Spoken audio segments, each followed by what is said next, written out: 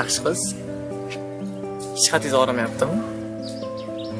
Endi odatda osmondan tushgandan keyin qattiq og'rish kerak. Farishtaga o'xshar ekansiz. Osmonda yurgansiz deb o'yladim.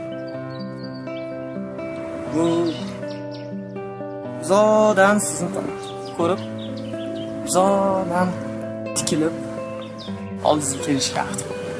Endi meni noto'g'ri tushundingiz. Yana bitta savol.